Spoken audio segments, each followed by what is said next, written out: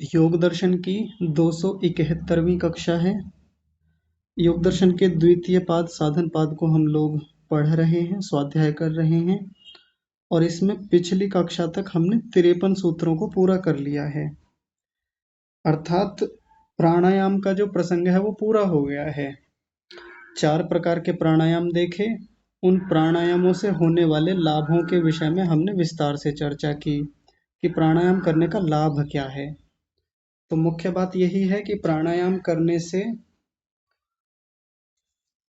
एक तो धारणा में योग्यता बनती है, यानी आगे जब हम बढ़ेंगे तो उसकी हमारी भूमि बन जाती है। आगे जब मन को रोकना चाहेंगे, मन को स्थिर करना चाहेंगे, एकाग्र करना चाहेंगे, तो उसमें स्थिति बनती है हमारी। दूसरा लाभ बताया था कि ततः क्षीयते प्रकाशावरणम। प्राणायाम को लगातार अभ्यास करने से हमारे भीतर की जो अशुद्धियां हैं, जो अंधकार है, अज्ञानता, अविद्या के रूप में है, वो दूर होकर के ज्ञान की दीप्ति होती है, प्रकाशित होता चला जाता है। और जितना जितना प्राणायाम का अभ्यास अच्छा होता है, वो ज्ञान की दीप्ति बढ़ती बढ़ती बढ़ती जाती है। कब तक बढ़ती है? जब तक विवेक ख्याति की प्राप्ति ना हो जाए, तब तक ये कार्य चलता रहता है। और विवेक ख्याति ज्ञान की सबसे ऊंची अवस्था होती है। तो जैसा कि प्रत्येक प्रसंग के बाद में मैं हमेशा एक बात कहता हूँ, तो इस प्रसंग के बाद में भी एक बात वो कहने वाली है ही। हम लोग अपना अपना अवलोकन करके देखें कि इतने वर्षों से हम प्राणायाम करते आ रहे हैं, तो ज्ञान की कितनी दीप्ति हमारे भीतर हुई, ज्ञान की प्रक्रिया में हम कितने आगे बढ़े, भीतर की अविद्या कितनी नष्ट हुई, कितना हमने भीतर के मलों को, दोषों को दूर किया। साथ में हम धारणा के लिए कितनी योग्यता बना पाए, ये भी तो एक देखने वाली बात है कि धारणा के लिए हमने योग्यता बना ली है, इतना हमारा प्राणायामों का अभ्यास हो चुका है। ये अपने अपने अवलोकन की बात है। दूसरों का करें, अच्छा है, देख लें दूसरों का भी, दूसरे किस स्तर पे जाकर के काम कर रहे हैं, लेकिन मुख्य तो अपना ही होता है कि हम अपना देखें कि हमने आज तक प्राणायामों को कितनी अच्छी रीति से किया है और उनका कितना लाभ लिया है। तो ये प्रसंग हमारा पूरा हो गया है प्राणायामों का। अब प्रत्याहार बचा है इस पाद में, यानी द्वितीय पाद में केवल अब प्रत्याहार का विषय बचा है। यदि पिछले प्रसंग में से या पिछले पाठों में से किसी को कोई बात समझ में ना आई हो, कोई प्रश्न हो, तो आप पूछ लीजिए, नहीं तो फिर आगे बढ़ते हैं। आप अपना हाथ खड़ा कीजिए।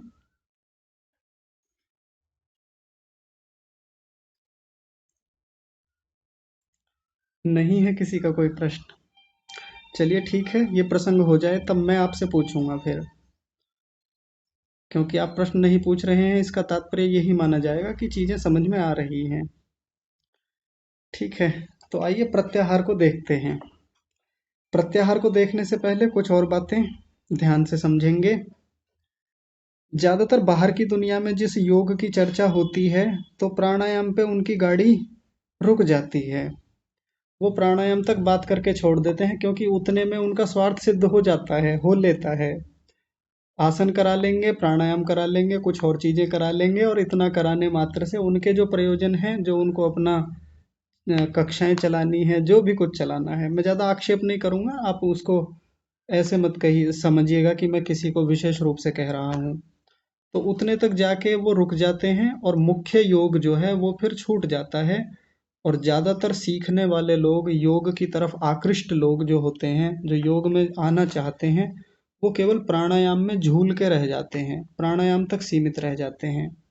लेकिन असली खेल तो अब शुरू होता है, भीतर की यात्रा अब यहाँ से शुरू होगी। अभी भी भीतर का नहीं है, अभी भी खैर बाहर से ही होगा, लेकिन अब भीतर की यात्रा में एक बहुत महत्वपूर्ण चीज यहाँ से शुरू होने वाली है।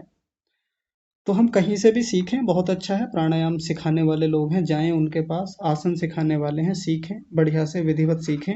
लेकिन आगे की जो प्रक्रिया है इसको ना छोड़ें, कभी मुख्य लक्ष्य छूट जाए और केवल बाहर बाहर की चीजों में हम उलझ के रह जाएं। तो प्रत्याहार को समझेंगे, बहुत गहरा विषय है, बहुत रोचक विषय है।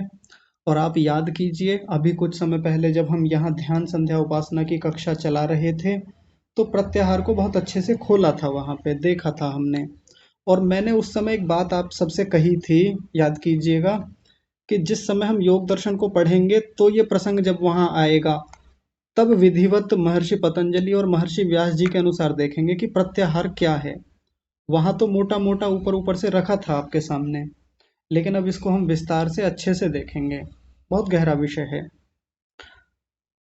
तो देखिए, अवतरणिका यानी भूमिका, एक प्रकार से इंट्रोडक्शन। अथ कह प्रत्याहारः। अथ का मतलब वही होता है जब किसी चीज को शुरू करना होता है तब अथ शब्द का प्रयोग किया जाता है, कि अब शुरू करते हैं कि ये प्रत्याहार क्या है। कह प्रत्याहारः, प्रत्याहार कौन है, प्रत्याहार क्या है। तो उसके लिए एक सूत्र बना दिया, बहुत बढ़िया, पूरी परिभाषा रच दी प्रत्याहार के बारे में। महर्षि पतंजलि 54वें सूत्र में कहते हैं, स्व विषया संप्रयोगे चित्त स्वरूपानुकार इवेन्द्रियाणाम प्रत्याहारः। प्रत्याहार को समझाया। पहले एक बार संधि विच्छेद देखिए आराम से।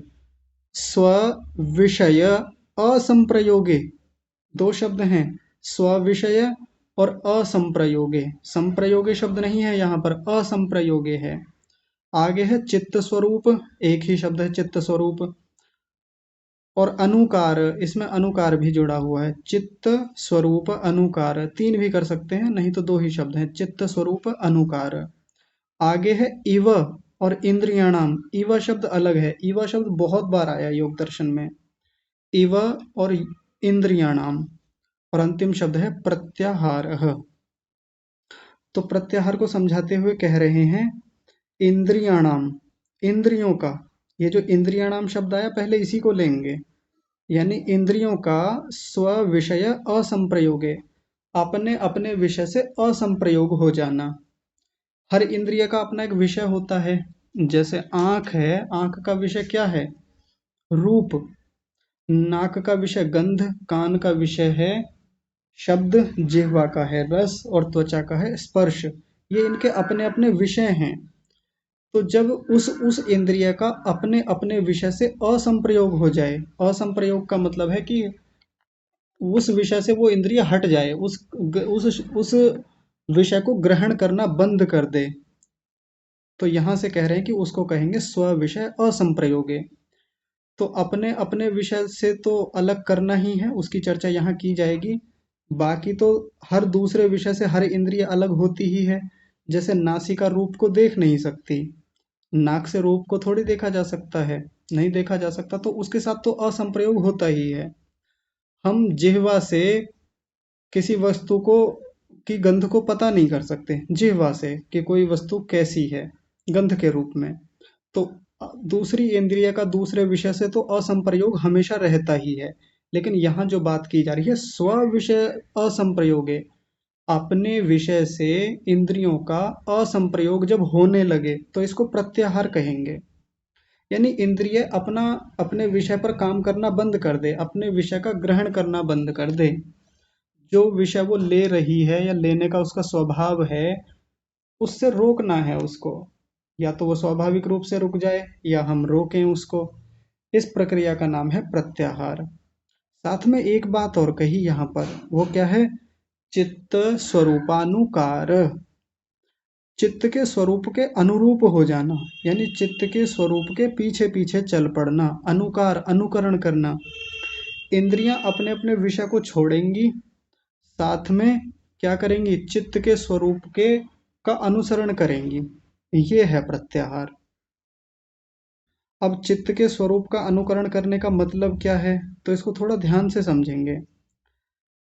एक तो ये जो बाहर की दुनिया में भी कई बार ऐसी बातें कही जाती हैं प्रत्याहार के बारे में कि चित्त का अपना जो स्वरूप है, इंद्रियां उसकी ओर मुड़ेंगी और उसको जानने लगेंगी। जैसे चित्त का अपना जो स्वरूप है कि वो त्रिगुणात्मक है, सत्वगुण रजोगुण और तमोगुण से युक्त है, तो इंद्रियां उसको जानने लगेंगी। लेकिन वो अर्थ यहाँ नहीं लिया जाएगा, क्योंकि इंद्रियों के पास ऐसे मन को जानने की कोई शक्ति नहीं होती। इंद्रियों को तो बस एक काम दिया गया है, इंद्रियों के पास तो एक ही शक्ति है कि वो बाहर के विषय को देख सकती हैं, बाहर के विषय को पकड़ करके भीतर ला सकती हैं, बस इतना काम है उनका। अगर वो भीतर मुड़ गई, उनको अंतर्मुखी बना लिया और वो मन को जानने लगी, ऐसा कभी नहीं हो सकता। ऐसी उनके भीतर शक्ति सामर्थ्य योग्यता है ही नहीं, उनमें वो गुण, उनकी कोई वो विशेषता, कोई उनका धर्म ऐसा होता नहीं है। तो यहाँ चित्त के स्वरूप का अनुकरण करने का क्या मतलब है? यहाँ बस इतना सा मतलब है कि जैसे चित्त जहाँ लग गया है बस उसी का ये अनुसरण करने लग जाएंगी। या इसको एक दृष्टि से और देखते हैं, थोड़ा आसान कर देते हैं कि बस ये अब अपने बाहर के विषय की ओर नहीं जा रही हैं। ध्यान से समझेंगे, इनका अपना अपना जो बाहर का विषय है बस ये उधर नहीं जा रही हैं। तो बस यही मन के अनुरूप हो जाना है, चित्त के अनुरूप हो जाना है। जैसे एक बड़ा रोचक उदाहरण इसमें दिया जाता है। मान लीजिए किसी घर में चार पांच बच्चे हैं, पांच बच्चे हैं। तो बच्चों ने मिलकर के एक दिन योजना बनाई कि चलो भाई घर में काम करवाते हैं, आज अपने माता पिता की सहायता करेंगे। तो माता पिता से कहा, मम्मी से कहा, मम्मी आज हम आपका कुछ काम कराएंगे। मान लीजिए मम्मी को दाल साफ करनी है, चावल साफ करने हैं, गेहूं रखे हुए हैं, सफाई करनी है।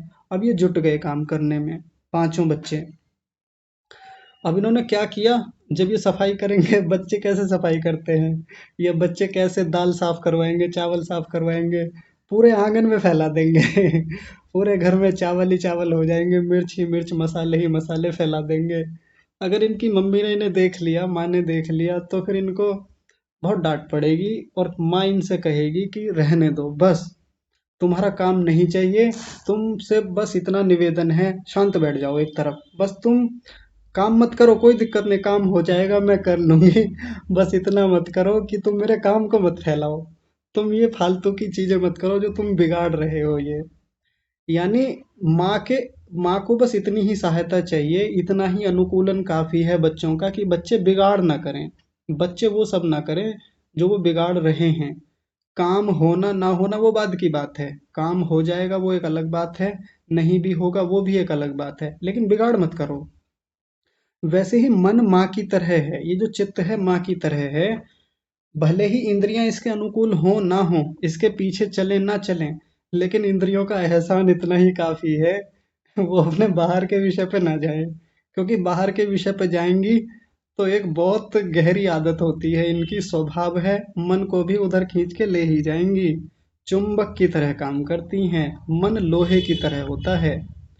जब विषय और इंद्रियों को देखना हो कि वहाँ कौन चुंबक है और कौन लोहा है, तो बाहर के जो विषय हैं वो चुंबक की तरह काम करते हैं, अयस्कांत मणि की तरह काम करते हैं, और इंद्रियां लोहे की तरह होती हैं।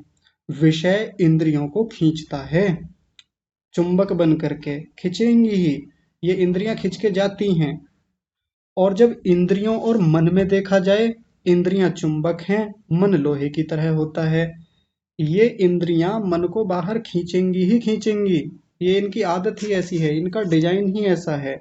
और परमात्मा ने हमारे व्यवहार की दृष्टि से इनको बनाया ही ऐसा है, बहुत अच्छा है, ये बुरा नहीं है। लेकिन साधना की दृष्टि से इसको रोकना होता है, इसको बिल्कुल उल्टा करना होता है हमको। कैसे उल्टा करेंगे? अभी तक जो इंद्रियां लोहा बनी हुई थीं और बाहर के विषय चुंबक बने हुए थे, अब उल्टा करना है। इंद्रियों को, इंद्रियों का जो लोहत्व था, आयरनत्व था उसको हटाना है। यदि वो बस अब बाहर खींच के ना जाए, विषय उसको खींच ना पाए, बस इतना काम करना है। भीतर मन से जाकर लगे ना लगे वो तो हो ही जाएगा, वो एक समय के बाद धीरे धीरे मन के पीछे आ ही जाएंगी, उसका अनुकरण कर ही लेंगी। बस मूल बात है कि ये चित्त ये बाहर के विषय की ओर न जाएं, ये ही प्रत्याहार है। बहुत रोचक बात है। अब यही एक बात बताते चलें जो इस 54वें सूत्र में और 55वें सूत्र में बहुत गहराई से बात कही जाएगी, उसको मैं अभी भूमिका के रूप में रख देता हूँ। जो ध्यान संध्या उपासना की कक्षाओं में भी विशेष रूप से बात कही थी और उस पर बहुत लंबी चर्चा हमारी हुई थी, याद कीजिएगा आप लोग। जब इस प्रत्याहार की बात की जाती है तो ज्यादातर लोग जो अभ्यास कराने वाले हैं, काफी लोग इसका अभ्यास कराते हैं। तो वो कैसे अभ्यास कराते हैं कि अब आप ध्यान में बैठिए, अब हम प्रत्याहार का अभ्यास कराएंगे। यानी प्रत्याहार को इस तरीके से प्रेजेंट किया जाता है कि ये बैठकर किए जाने वाला, ध्यान की अवस्था में आंखें बंद करके बैठ के किया जाने वाला अभ्यास है। लेकिन ऐसा नहीं है, पूरी तरह ये बात सत्य नहीं है। ये तो बहुत छोटा सा हिस्सा है कि हम इसको आंखें बंद करके बैठेंगे, आसन लगाएंगे, प्राणायाम करेंगे, तब बैठ करके प्रत्याहार का अभ्यास करेंगे, वो बहुत छोटी बात है। मुख्य रूप से प्रत्याहार का अभ्यास अपने व्यावहारिक जीवन में होता है, चलते फिरते, खाते पीते, उठते बैठते, स्नान करते, शौच आदि का पालन करते हुए। घर के काम करते हुए, समाज में आते जाते निकलते हुए, इन सब में प्रत्याहार का अभ्यास मुख्य रूप से होता है। बहुत गहरी बात है, बहुत महत्वपूर्ण बात है। और हमारे जीवन में सबसे ज्यादा जो दोष होते हैं, प्रत्याहार के विरुद्ध जो हम काम करते हैं, वो व्यावहारिक जीवन में ही तो करते हैं। अब ध्यान में तो बैठ गए हैं, ध्यान में तो आंखें बंद कर ली, कान बंद कर लिए, त्वचा भी उस तरीके से सक्रिय नहीं है, जिह्वा भी सक्रिय नहीं है, नासिका भी सक्रिय नहीं है, एकांत कमरे में बैठे, वो तो प्रत्याहार का बहुत छोटा सा अभ्यास है, कोई भी कर लेगा, बहुत मामूली सी बात है। लेकिन असली प्रत्याहार तो वो है जब हम बाहर की दुनिया में हैं। जैसे उदाहरण के रूप में जो उदाहरण वहां रखा था, याद कीजिएगा। बाहर बाजार में जा रहे हैं, पसंद की मिठाई की दुकान है, पसंद की कोई मिठाई सामने दिख भी रही है, वो लगा के रखते हैं ना काउंटर में, शीशे का बना हुआ जो रहता है, उसमें मिठाइयाँ दिख भी रही हैं, भूख भी लग रही है। अब ऐसे में मन फिसल जाता है हमारा कई बार। विषय, मिठाई, मिठाई विषय है जो कि चुंबक की तरह है, इंद्रिय को खींचती है। कौन सी इंद्रिय को? जिह्वा नाम की इंद्रिय को। और जिह्वा खींची चली जाती है लोहे की तरह। और जब जिह्वा खींचेगी तो मन को भी खींचेगी। यानी प्रत्याहार का एकदम उल्टा हो रहा है, प्रत्याहार खराब हो रहा है हमारा। यही सारी गड़बड़ शुरू होती है, यहीं से साधना खराब हो जाती है हमारी। हम सोचते हैं कि साधना में तो हम ठीक कर रहे थे, ध्यान में बैठे थे, बढ़िया से अभ्यास कर तो रहे थे हम। हमने आसन भी बहुत अच्छे से किया, प्राणायाम भी अच्छे से किए, प्रत्याहार भी जब हमने ध्यान में बैठकर किया तो हमने इंद्रियों को बहुत अच्छे से रोक लिया था। हमने कुछ खा के नहीं बैठे थे, हमने अच्छे से कुल्ला वगैरह करके और मुख को स्वच्छ करके बैठे थे। कोई और विषय भी हमने नहीं लिया था, अपने पसंद का संगीत वो भी हटा के रखा था ताकि चीजें परेशान ना करें। हम कर तो रहे थे अभ्यास, लेकिन पता नहीं इंद्रियों पे नियंत्रण होता नहीं हमारा, इंद्रिय जय हो नहीं पा रहा है। अगले सूत्र में हम देखेंगे प्रत्याहार के लिए वहां इंद्रिय जय शब्द कहा है, इंद्रिय जय, इंद्रियों पर जय करना। तो क्या ये ध्यान में बैठकर हो जाएगा ये प्रत्याहार सारा का सारा? विचार कीजिए, बहुत गहरी बात है, बहुत महत्वपूर्ण बात है। अपनी पसंद की चीज सामने रखी हो और कोई देखे, ऐसा भी नहीं कि कोई देख रहा है, कोई हमको बाद में लज्जित करेगा, अपमानित करेगा कि देखो वैसे तो बड़े साधक बनते हैं, और अब जीभ फिसल गई इनकी, ये भी वहां पर लार टपका बैठे थे और इनसे रुका नहीं गया, वहां पर सेवन कर ही बैठे। ये तो बड़े योगी बनते हैं, बड़े साधक बनते हैं और फिसल गए वहां पर। विषय का सेवन करना बुरा नहीं है, पसंद की वस्तु है उसको खाना भी बुरा नहीं है। अगले सूत्र में हम देखेंगे बिल्कुल स्पष्ट लिखा हुआ है, विषय का सेवन बुरा नहीं है, लेकिन अनियंत्रित रूप से करना, नियंत्रण ना रहे और उसके ना मिलने पर बेचैन हो जाना, अपने सामान्य जीवन को प्रभावित कर लेना, काम बिगड़ जाना उसके चक्कर में, अपना स्वास्थ्य खराब कर लेना उस विषय के चक्कर में, ये सबसे बड़ा प्रत्याहार का उल्लंघन है। अगर ये जीवन में घटित हो रहा है ऐसा, तो फिर ध्यान में बैठ करके कितना भी अच्छा प्राणायाम कर लें, कितना भी अच्छा प्रत्याहार कर लें, कितनी भी अच्छी धारणा कर लें, ज्यादा दूर तक जा नहीं पाएंगे। सामान्य रूप से बढ़िया है अगर हमारी पसंद की चीज घर में बनी है, बाहर बाजार में भी है, हमारे पसंद की चीज खरीदने वाली है, हमको कोई चीज अच्छी लगती है, कोई गाड़ी अच्छी लगी, कोई फोन अच्छा लगा, कैमरा अच्छा लगा, ठीक है, कर खरीद लिया, उसका इस्तेमाल हम कर रहे हैं, उपयोग कर रहे हैं, उसका भोग कर रहे हैं, इतने में कोई समस्या नहीं है। लेकिन वो चीज जब अनियंत्रित रूप से होती है और वो विषय हमको खींचता है अपनी ओर, इंद्रियां जिनको भीतर की ओर ले जाना था, अब वो बहिर्मुखी ही बन करके रह गई हैं। ये प्रत्याहार के विपरीत बात हो गई है। तो मुख्य चीज कहाँ आकर के काम कर रही है? व्यवहार की दुनिया में। कोई इत्र, कोई परफ्यूम इतना पसंद आ गया कि अब उसके बिना काम नहीं चलता, उसको लगाए बिना घर से बाहर ही नहीं निकलते। शादी पार्टी में उस दिन बड़ी बेचैनी मन में हो जाती है कि यार आज वो नहीं लगा पाए, क्योंकि खत्म हो गया था घर पे, वो वाला परफ्यूम मिला ही नहीं।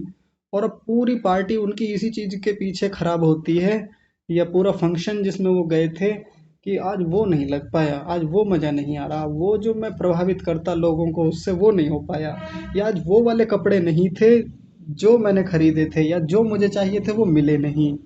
अब उसी को लेकर के बेचैनी भीतर से है। ये इंद्रिय का बाह्य विषय की ओर अत्यंत आकर्षण है, फिसल जाना है, लगे रहना है, बहिर्मुखी होना है। ये प्रत्याहार के विपरीत आचरण है। और ये बैठकर करने वाला अभ्यास नहीं है, मैं बार बार बोल रहा हूँ। बहुत मुख्य बात है। ये दरअसल व्यवहारिक जीवन का ही विषय है। तो बाहर धीरे धीरे विषयों से हमको रोकना होता है, इंद्रियों को एक एक करके। अब इसमें और भी महत्वपूर्ण बात आगे बताई जाएंगी, उनको देख लेते हैं। देखिए महर्षि व्यास जी क्या कह रहे हैं। व्यास भाष्य। स्व विषय संप्रयोगा भावे चित्त स्वरूपानुकार इव इति चित्त निरोधे चित्तवत निरुद्धानि इंद्रियाणि नेतर इंद्रिय जयवत उपायांतरम अपेक्षन्ते। बहुत बड़ा वाक्य उन्होंने बनाया, लेकिन हम इसको छोटा करके देखते हैं। स्व विषय संप्रयोगा भावे चित्त स्वरूपानुकार इव इति, पहले इतने को देख लीजिए। स्व विषय संप्रयोग अभावे, इस बार असंप्रयोग शब्द नहीं लिखा, असंप्रयोग की जगह लिख दिया संप्रयोग अभावे। संप्रयोग का अभाव होना। जो इंद्रियां हैं उनका अपने अपने विषय से, स्व विषय, अपने अपने विषय के साथ जो संप्रयोग है, जुड़ाव है, लगाव है, उसका अभाव कर दिया। अभाव हो जाना, वही बात हो गई जो उन्होंने असंप्रयोगे लिखा था। असंप्रयोगे को ही संप्रयोग अभाव अभावे अलग भाषा में कह दिया। स्व विषय संप्रयोग अभावे चित्त स्वरूपानुकार इव, इव माने मानो, जैसे कि, मानो चित्त के स्वरूप के अनुसार अनुकरण करने वाली वो इंद्रियां हो गई हों, ऐसा कर लिया है। ये सूत्र को ही खोल रहे हैं जो मैंने ऊपर बताया, बिल्कुल वैसा ही है। यानी इंद्रियां अपने अपने विषय से हट गई हैं, अपने अपने विषय के साथ जो जुड़ाव था उसका अभाव होकर के चित्त के अनुरूप हो गई हैं। जिधर चित्त जाता है, चित्त परमात्मा में लगता है, चित्त आत्मा में लगता है। चित्त को जिस विषय पर जाता है, अब इंद्रियां उसके पीछे पीछे जाती हैं, उसका अनुकरण करने वाली हैं। कैसे होता है तो उसको देखिए आगे कह रहे हैं, ध्यान से समझेंगे। और चौधरी साहब है नहीं आज कक्षा में, इन्होंने प्रश्न रखा था ध्यान संध्या उपासना की कक्षा में, तो जब कक्षा सुनेंगे आप ध्यान दीजिएगा। चित्त निरोधे चित्तवत निरुद्धानि इंद्रियाणि। चित्त निरोधे, चित्त के निरुद्ध हो जाने पर, चित्तवत, चित्त के समान, चित्तवत का मतलब चित्त के समान, निरुद्धानि इंद्रियाणि, ये जितनी इंद्रियां हैं ये निरुद्ध हो जाती हैं। जैसे चित्त निरुद्ध हो जाता है, चित्त का निरोध हो जाता है, यानी चित्त रुक जाता है, बिल्कुल उसी चित्तवत, चित्त के समान ही इंद्रियां भी रुक जाती हैं। अब बड़ी सावधानी की बात यह है जो मैं चौधरी साहब के लिए बोल रहा था, चित्त निरोधे का मतलब ये वो वाला चित्त निरोध नहीं है जो पहले दूसरे सूत्र में आया था। योगश्चित्त वृत्ति निरोधः, दूसरा सूत्र जो है वो चित्त निरोध नहीं लेंगे, क्योंकि वो ले लिया, चित्त का निरुद्ध हो गया तो फिर प्रत्याहार का अभ्यास करने की जरूरत ही क्या रह गई। चित्त निरुद्ध हो गया है तो अब तो समाधि हो ही गई है, साक्षात्कार हो ही गया है सब चीजों का, अब तो बस मोक्ष होना बाकी है। तो चित्त निरोध का मतलब यहाँ वो नहीं लेंगे, सामान्य रूप से जो हम चित्त को थोड़े थोड़े विषयों से रोक लेते हैं, ये बस चित्त निरोध का इतना तात्पर्य यहाँ लेंगे। चित्त रुकता रहता है हमारा, हम रोकते ही हैं इसको। आज मिठाई नहीं खानी है वो वाली, आज वहां नहीं जाना है, आज ये संगीत नहीं सुनना तो नहीं सुनना। इस प्रकार से चित्त रुकता है, चित्त को रोकते हैं तो इंद्रियां भी उसका अनुकरण करती हैं, उस विषय से रुकने लगती हैं इंद्रियां भी। ये मन के नियंत्रण की बात है। चित्त निरोधे चित्तवत निरुद्धानि इंद्रियाणि। आगे देखिए एक बहुत महत्वपूर्ण बात इस अगले शब्द में बता रहे हैं, नेतर इंद्रिय जयवत उपायांतरम अपेक्षन्ते। पहले एक बार संधि विच्छेद ध्यान से देखिए, न इतर नेतर, न जमा इतर नेतर, इंद्रिय जयवत, इंद्रिय जयवत, उपाय उपायांतरम, उपाय अंतरम या उपायांतरम एक शब्द है, अपेक्षन्ते, इसको अलग कर लेंगे, अपेक्षन्ते। तो न को अपेक्षन्ते के साथ लगाएंगे, न अपेक्षन्ते, इसका अर्थ बाद में देखेंगे, पहले देखेंगे इतर इंद्रिय जयवत। इतर इंद्रिय, इतर इंद्रिय का मतलब भिन्न इंद्रिय, दूसरी इंद्रिय। जयवत यानी एक इंद्रिय को जीत लिया है तो दूसरी भी इंद्रिय उसी तरीके से जीत ली जाएगी। उपायांतरम न अपेक्षन्ते, ऐसे किसी दूसरे उपाय की जरूरत नहीं होती। यानी एक उपाय को करने से दूसरी इंद्रिय भी जीत ली जाएगी, ऐसा कोई उपाय इस दुनिया में नहीं है। जैसे उदाहरण के रूप में समझ लेते हैं, वाक्य समझ में आ जाएगा अभी। मान लीजिए बाहर वही मिठाई की दुकान है, हमारी पसंद की मिठाई है, खाने की हमारी वस्तु है, तो हम चाहते हैं कि हम उधर से अपने मन को हटा लें। तो इंद्रिय को कैसे हटाएंगे? आंख को उधर से हटा लिया, या जिह्वा को उधर जाने ही नहीं दिया, जिह्वा पे उस वस्तु को रखा ही नहीं, ये एक उपाय हो गया। तो उपायांतरम न अपेक्षन्ते, अब दूसरे उपाय की अपेक्षा नहीं होती कि जैसे उधर से जिह्वा को हटाया, आंखों को हटाया, तो फिर हमारी बाकी इंद्रियां भी उधर से हट जाएंगी, ऐसा नहीं हो सकता। एक उपाय से एक ही इंद्रिया हटेगी। यदि मैं हटाना चाहूँ एक विषय से किसी इंद्रिया को, तो एक ही इंद्रिया को हटाना पड़ता है उधर से। लेकिन ये उपाय ऐसा है कि मन को हटा लें, बस इतना उपाय करना है, मन को उधर से हटा लें। तो अन्य इंद्रियों को के जयवत, अन्य इंद्रियों को जो हटाना होता है बार बार, कि पहले इस इंद्रिय को हटाया फिर उस इंद्रिय को हटाया, इन सबको करने की जरूरत ही नहीं पड़ेगी। मन हट गया है उधर से, तो सारी की सारी इंद्रियां उसके पीछे ही चली आती हैं। और कैसे चली आती हैं, तो उसके लिए एक उदाहरण बहुत सुंदर दे रहे हैं। यथा मधुकर राजम मक्षिका उत्पतंतम अनुत्पतंती। यथा जैसे कि, मक्षिकाह विसर्ग लगा लेंगे, मक्षिकाह बन जाएगा। मक्षिकाह यानी मक्खियां, मधुमक्खियां। जैसे मक्खियां मधुकर राजम, मधुकर राज कहते हैं मक्खियों का जो राजा होता है, या रानी मक्खी भी कहते हैं हम उसको। यदि आपने कभी मधुमक्खी पालन वाला जो वो स्थान रहता है वो देखा हो, तो उसमें एक रानी मक्खी होती है, पूरा डब्बा होता है, उसके साथ में उनमें रानी मक्खी होती है जो सबसे मोटी होती है, अलग दिख जाती है, वो मैंने भी देखी है। या पहले बहुत बड़े बड़े छत्ते होते थे, तो उनमें भी रानी मक्खी हुआ करती थी, तो उसको मधुकर राज यहाँ कह रहे हैं। जैसे मधुकर राज जो है, मक्खियों का राजा या रानी मक्खी जो है, वो उत्पतंतम, उसके उड़ने से, अनुत्पतंती, बाकी मक्खियां भी उड़ जाती हैं। अगर वो रानी मक्खी उस छत्ते पर से या उस डब्बे पर से उड़ जाए, तो बाकी मक्खियां भी उसके पीछे पीछे ही उड़ जाती हैं। ये बड़ी रोचक बात है। अब आप सोचिए, सैकड़ों हजारों मक्खियां बैठी हुई हैं डिब्बे में, या छत्ते पर बैठी हुई हैं, बहुत बड़े बड़े छत्ते होते थे पहले। तो रानी मक्खी सबसे ऊपर बैठी हुई है मान लीजिए, अब वो उड़ के चली जाए, तो सारी मक्खियों को पता नहीं कैसे पता चल जाता है, वो सब उसके पीछे पीछे उसका अनुकरण करने लगती हैं, एकदम भाग जाती हैं उसके पीछे पीछे। और दूसरा बताया, निविष्मानम, यदि वो मधुकर राज बैठ जाए, निविष्मानम का मतलब उपविशंति, उपविशति, यदि वो बैठ जाता है, तो बाकी जो मक्षिका, जो मक्खियां हैं, अनुनिविशन्ते, बहुवचन में कह रहे हैं कि बाकी मक्खियां भी साथ में बैठ जाती हैं उसके। यानी सारी मक्खियां उड़ रही हैं, हमने देखा है कि चक्कर लगाती रहती हैं डब्बों के आसपास या छत्ते के आसपास, सब भागी फिर रही हैं।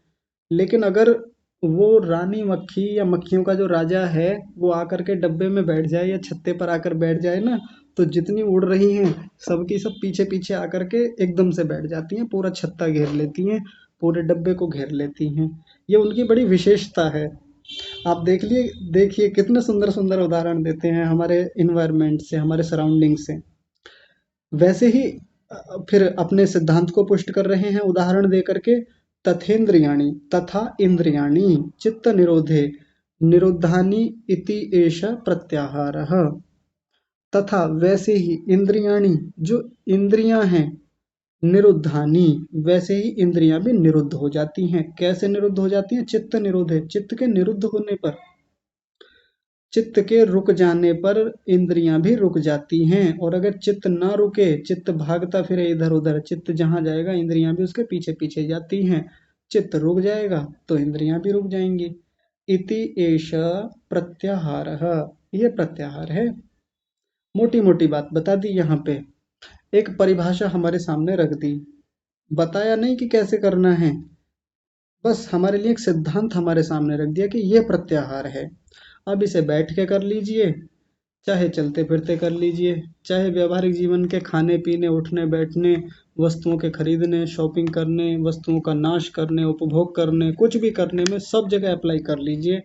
वो हमारे ऊपर है, अब हम कैसे करते हैं, मन को हम किधर लगाते हैं, तो फिर हमारी इंद्रियां कैसे उस ओर चली जाएंगी। इसमें मुख्य बात है इंद्रियाणाम। ये मामला इंद्रियों के साथ जुड़ा हुआ है। पूरा का पूरा प्रत्याहार विषय जो है किस पर टिका हुआ है, इंद्रियों पर टिका हुआ है। कुल मिलाकर इंद्रियों का जो बहिर्मुखी होना है उसको अंतर्मुखी हमको बनाना है, इतनी ही बात यहाँ पर कही जा रही है। तो ये प्रत्याहार है। ठीक है जी। तो प्रत्याहार का तो इतना ही यहाँ पर कहा है। अभी इसके बारे में और भी आगे बातें कही जा रही हैं कि प्रत्याहार होने पर होता क्या है। अब इसमें समय ज़्यादा लगेगा 55वें सूत्र में। अगर आज इसको करते हैं तो फिर ये पूरा भी नहीं हो पाएगा और विषय से जुड़ भी नहीं पाएंगे। तो तनिक रुकिए।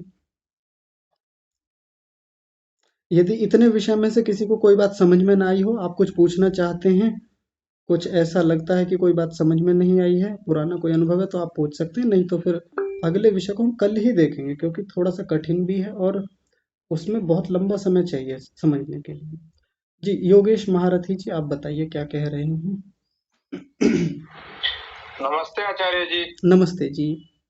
आचार्य जी, जो उद्घात वाला आपने बताया ना कि टाइमर लगा लीजिए, तो उसमें ऐसा भी तो हो सकता है जो मंत्र हमारे माइंड में चलता है तो उस मंत्र के हिसाब से टाइमर लगा सकते हैं क्या? मंत्र को छोड़ दें अभी शुरू में। कल किसी ने अच्छा। प्रश्न मेरे सामने रखा था कि बीच में ओम का भी हम जाप कर सकते हैं प्राणायाम करते समय या नहीं, या कुछ लोग और भी मंत्र ले लेते हैं, कुछ गायत्री मंत्र लेते हैं, कुछ प्राणायाम मंत्र ले लेते हैं, क्या वो मंत्रों का जाप किया जा सकता है प्राणायाम करते समय। तो शुरू में यदि अभ्यास कर रहे हैं तो मंत्रों का जप ना करें। क्यों। जैसे आचार्य जी, हाँ जी। मैं जो क्या नाम है, जब संध्या उपासना करता हूँ तो जो ओम स्वा ओम भुवा वाला जो मंत्र बोलते हैं ना, हाँ जी। तो लास्ट में वो पूरा क्या नाम है प्राणायाम के साथ में मतलब चलता है, हाँ जैसे जी। मैं चलाता हूँ। अगर गलत हो तो मुझे मार्गदर्शन करें। हाँ जी। अच्छा ठीक है, हाँ मैं बताता हूँ। तो देखिए वो एक सामान्य रूप से संध्या हो गई कि अभी हम उसको सामान्य रूप से कर रहे हैं, अभ्यास बना रहे हैं वहाँ पर। लेकिन अभी यहाँ विशेष रूप से जब हम प्राणायाम का अभ्यास कर रहे हैं, अभी ध्यान में बैठे बैठे हैं, प्राणायाम शुरू किया है, तो अभी पहले प्राणायाम को परिपक्व करें, अच्छा करें। उसके लिए बाह्य प्राणायाम कर रहे हैं, आभ्यंतर कर रहे हैं, स्तंभ वृत्ति कर रहे हैं, तो उद्घातों को तो हमें ध्यान देना ही होगा। इतने उद्घात मैंने कर लिए हैं, मेरा इतने उद्घातों का अभ्यास हो गया है। उसके लिए शुरू में टाइमर लगाना हो, किसी की सहायता लेनी हो, ले लें, बिल्कुल लेना चाहिए। एक समय के बाद, महीने 2 महीने के बाद वो अभ्यास हो जाएगा, हमको खुद पता चल जाएगा कि अब इतने सेकंड हो गए, अब 1 उद्घात हो गया मेरा, अब 2 उद्घात हो गए, अब बाह्य प्राणायाम के 4 उद्घात हो गए, 5 हो गए, आभ्यंतर के इतने हो गए हैं। एक समय के बाद टाइमिंग हमको समझ में आने लगती है। फिर ध्यान संध्या उपासना करते समय जो आप संध्या के मंत्रों में ओम भूः ओम भुवः मंत्रों का जप करते हैं, फिर उनको करने में बाधा नहीं होगी, फिर वो हैबिचुअल हो जाएंगे, आप उसके आदी हो जाएंगे, समझ में आने लगेगा फिर। अच्छा, समझ। ये विषय जो है उससे हटा हुआ है थोड़ा सा, जो आप बता रहे हैं कि इसको पहले अलग से किया जाए। अलग हटा हुआ तो नहीं कह सकते, जुड़ा हुआ तो उससे ही है, पर प्राणायाम पर जब हम अधिक केंद्रित हो जाएंगे तो फिर वहीं जाके जुड़ जाएगा वो भी। जी आचार्य जी, थैंक यू। हाँ जी। विनीता माता जी, आप बताइए। आचार्य जी प्रणाम। प्रणाम जी। आचार्य जी मेरा एक प्रश्न था कि मल चित्त पर है ना, आत्मा पर तो नहीं, आत्मा शुद्ध बुद्ध है। हाँ जी। ठीक है ना? हाँ जी, बिल्कुल ठीक है। जी जी बस। Okay, thank you. हाँ, मल तो सारे मन में ही रहते हैं, ज्ञान भी सारा मन में ही रहता है, वहीं से हटाना है। आगे ओम प्रकाश कुमार जी हैं, आप बताइए। नमस्ते आचार्य जी। नमस्ते जी। मेरा एक बालक है, 8 क्लास में पढ़ता है, उसको एक डाउट है, थोड़ा वो प्रश्न पूछेगा। हाँ हाँ। संबंधित नहीं है इससे, जी। थोड़ा सा रिलेटेड है योग दर्शन से ही। हाँ हाँ हाँ, पूछें।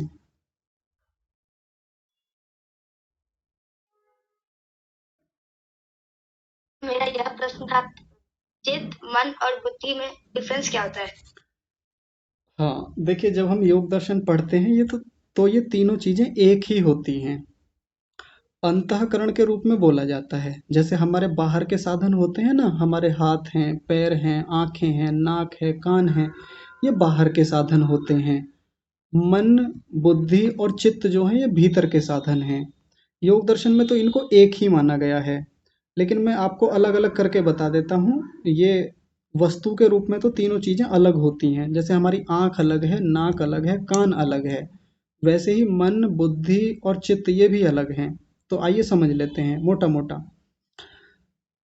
आपने देखा होगा कि हम जब कोई जीवन में हमारे भीतर संकल्प विकल्प चलते हैं, जैसे मान लीजिए आपको एक उदाहरण से समझा देता हूँ, बहुत आसानी से बात समझ में आ जाएगी। जैसे मान लीजिए अचानक से सुबह को मौसम खराब हो जाए, आपको स्कूल जाना है सुबह सुबह, तो मन में एक ये चलता है आज स्कूल जाएं ना जाएं, कहीं ऐसा ना हो कि बारिश ना होने लगे, जाऊं ना जाऊं। आप घर भी पूछ रहे हैं जाऊं ना जाऊं, आज नहा लूं ना नहाऊं, तैयार हो जाऊं ना हूं। तो ये जो दो चीजें चल रही हैं इनको बोलते हैं संकल्प विकल्प। खा लूं ना खाऊं, जैसे मन में आता है ना कि सामने चॉकलेट रखी हुई है, खाऊं ना खाऊं, ये जो चलता है ये मन के भीतर चलता है, ये मन की विशेषता हो गई। बात समझ में आ रही है इतनी, पहले बताइए। जी आचार्य जी। हाँ, तो ये होता है मन के भीतर। दूसरी चीज है चित्त। चित्त का काम क्या है? हम जितनी चीजें इस दुनिया में देखते हैं, पढ़ते हैं, सुनते हैं, जो भी अनुभव करते हैं, उन सब का जो स्टोरेज होता है वो हमारे चित्त में होता है। एक प्रकार से कंप्यूटर का जो हार्ड डिस्क है या हमारे फ़ोन में जो मेमोरी है, इंटरनल मेमोरी है, उसको चित्त समझ लीजिए।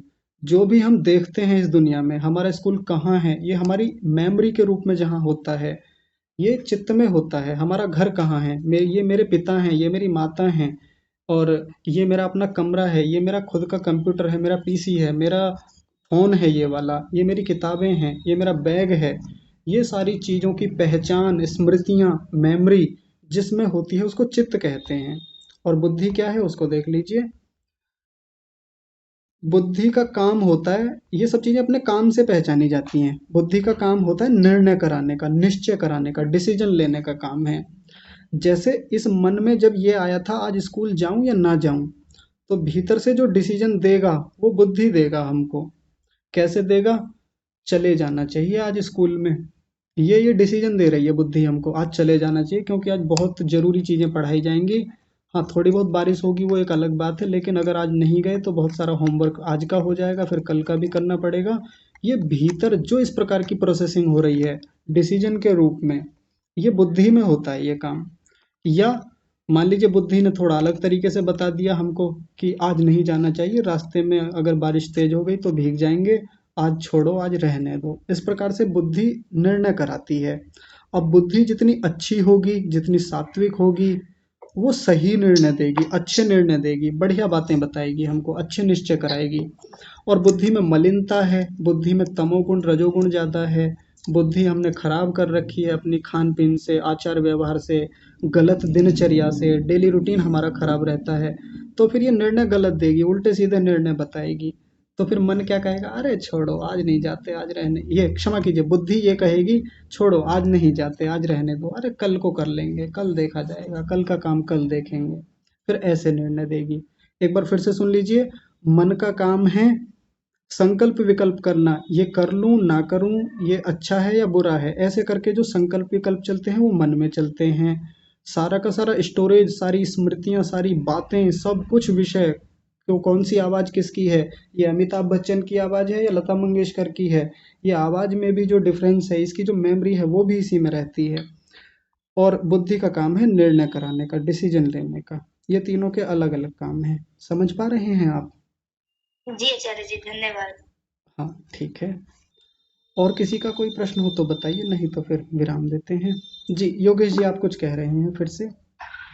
आचार्य जी, दो मत है विद्वानों के, जो आत्मा का विषय पूछना चाह रहा था मैं। जी जी कि कुछ तो कहते हैं कि जो अपना जो चेस्ट होती है ना, तो इसकी जो पसलियां होती हैं जी उसके मध्य में जैसे कोई ब्रह्मपुर होता है जहाँ आत्मा निवास करती है। जी तो कुछ विद्वानों का ये मत है कि मस्तिष्क के अंदर मतलब वो कार्यालय है उसका, वहां पे वो लोग बताते हैं ब्रह्मपुर की उसमें निवास करती है।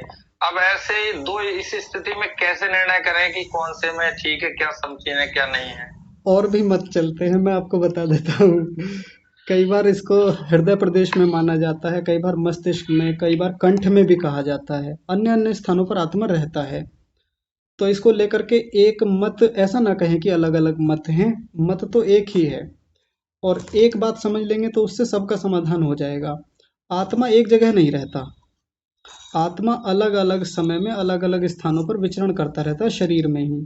थोड़ा अजीब लगेगा, ये विश्लेषण की भी बात है, आत्मचिंतन की भी बात है। आंखों में भी रहती है क्या?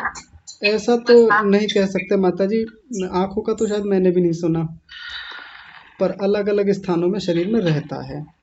आचार्य जी, सर्वगत शब्द आया था ना गीता में, मैंने आपसे पूछा था हाँ जी आत्मा का, जी। तब आपने बताया था ना कि सब जगह रहती है। इस रूप में सर्वगत को नहीं लेते। सर्वगत का मतलब सभी शरीरों में गया हुआ, ऐसा भी कहा जाता है वहाँ पे कि वो सब शरीरों में चला जाता है वो आत्मा। आज इस मनुष्य शरीर में है, कल को फिर वो आत्मा किसी पशु के शरीर में भी होगा, पक्षी के शरीर में भी होगा। इस रूप में भी अर्थ लिया जाता है। और सर्वगत का मतलब इस रूप में भी कहा जाता है कि आत्मा भले ही एक जगह है, यानी मान लीजिए आत्मा केवल इस समय हृदय प्रदेश में है, तो उसकी पहुंच पूरे शरीर में है। तंत्र ऐसा जुड़ा हुआ है, उसके साथ सब इंद्रियों का संयोग, मन का संयोग और बुद्धि चित्त अहंकार, इन सब का संयोग इतना सुंदर है। वो तंत्र, वो सिस्टम ऐसा है कि वो आत्मा एक जगह बैठा हुआ भी पूरे शरीर में गया हुआ है, सर्वगत पूरे शरीर में पहुंचा हुआ है, पूरे शरीर तक उसकी पहुंच है। जैसे प्रधानमंत्री हैं, बैठे हुए अपने पीएमओ में रहते हैं, उनका अपना जो प्राइम मिनिस्टर ऑफिस है, लेकिन अपने अधिकारियों के माध्यम से, पूरे मंत्रिमंडल के कैबिनेट के माध्यम से पहुंच उनकी पूरे देश तक है। जहां जाना चाहते हैं, जिस राज्य में, जिस शहर में, पूरी टीम तंत्र पहले पहुंचता है। प्रधानमंत्री धूमधाम से निसंकोच होकर के, निर्भय होकर के उस स्थान पर पहुंच ही जाते हैं। तो प्रधानमंत्री की पहुंच पूरे देश में है, रहते एक जगह हैं। ठीक है।